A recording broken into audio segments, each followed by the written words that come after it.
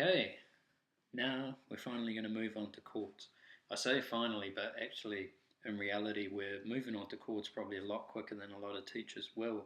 But the thing is, if you're playing guitar you want to know chords, right? You don't want to spend years and years just playing single notes. We've covered some real foundational stuff with those, our scales. Make sure you jump on to groundbreakcreative.com, check out our videos in order, and make sure you get that foundational stuff down before we jump into this making chord stuff.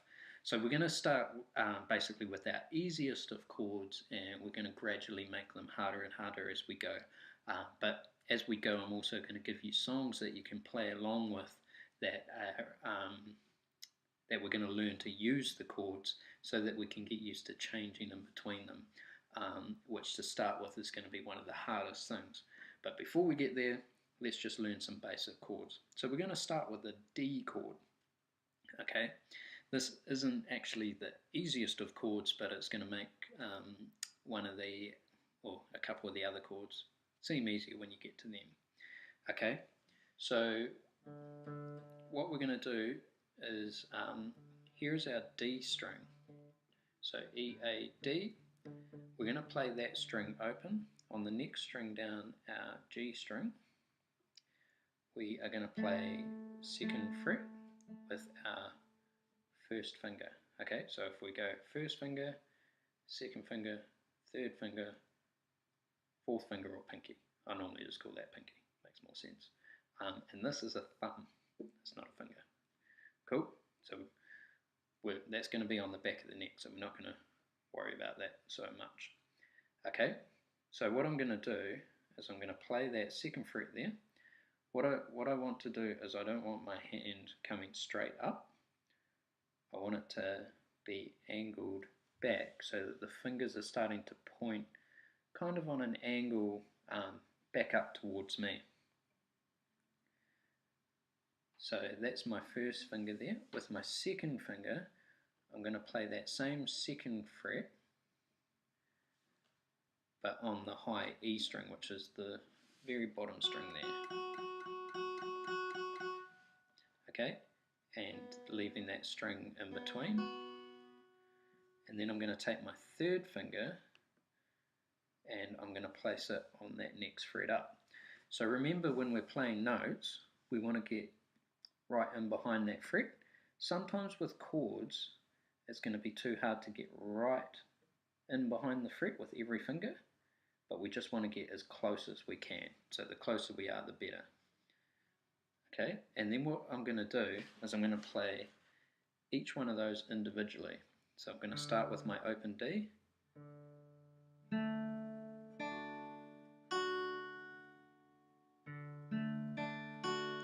Okay, so the first time you do that, it might sound a little bit like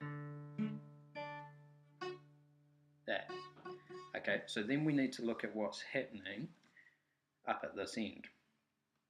So the reason it's sounding like that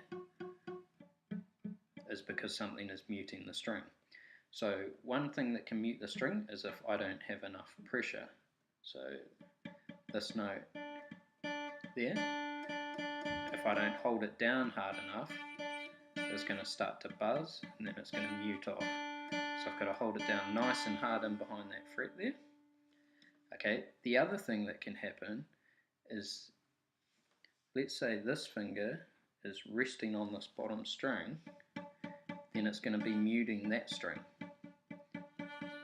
I need to get it out of the way so that I can play that note underneath.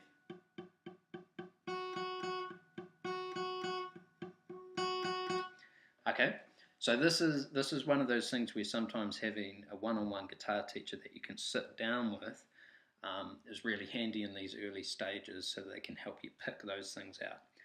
But there's some ideas of what you need to be looking for. So once I can get them all sounding individually like that, then I want to hit them all together, still just playing from there down.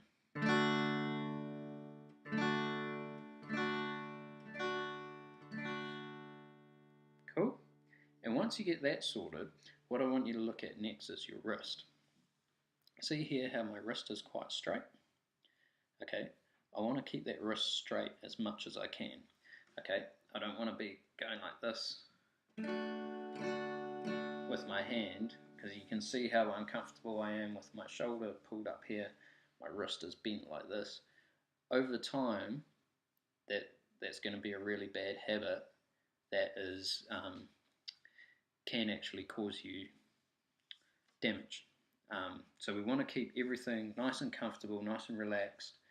Keep your wrists nice and straight as much as possible. There'll be some tricky chords we do further down the track where you need to bend a little bit to reach them, but it's all right now and then.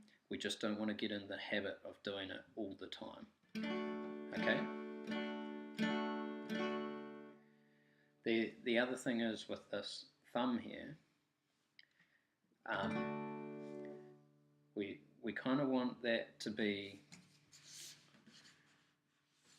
I'll get that in the right place, right behind where we're playing the chord, because that gives us the most strength. Okay, and depending on what you're playing and that sort of thing, we kind of want to get it towards the middle of the neck.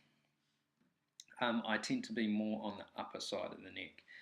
It's going to depend a bit on finger length and that sort of thing, but it's all about being comfortable. If things are hurting a lot, and saying that sometimes things might hurt a little bit to start with before your fingers get used to them, such as the strings on the ends of your fingers like that. But you're trying to be as comfortable as possible all the time. Okay? So that is our D chord.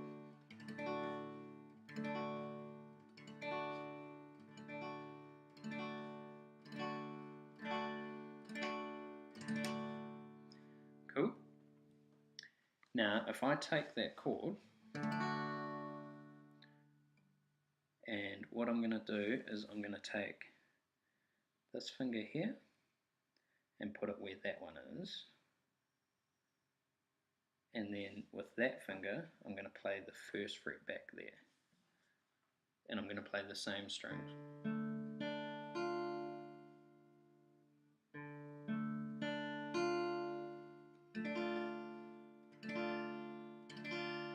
Okay, so that is a D minor chord, because what we've done by moving this note from that fret back to this one is we've flattened the third. So a basic chord is made up, out of that major scale we learned, it's made up of 1, 3 and 5. Okay, so to convert that to minor, remember that minor scale had flat 3, flat 6, flat 7. So we don't have to worry about 6 and 7 because they're not in our chord. We just need a flat 3, and that makes a minor chord. Okay, so the other thing to do now is to listen to the difference in sound between that and that. So this is, we call the major chord kind of like the happy chord.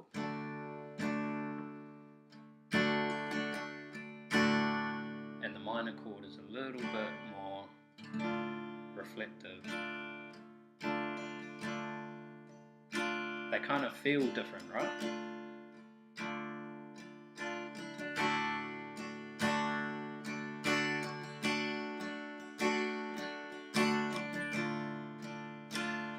Cool.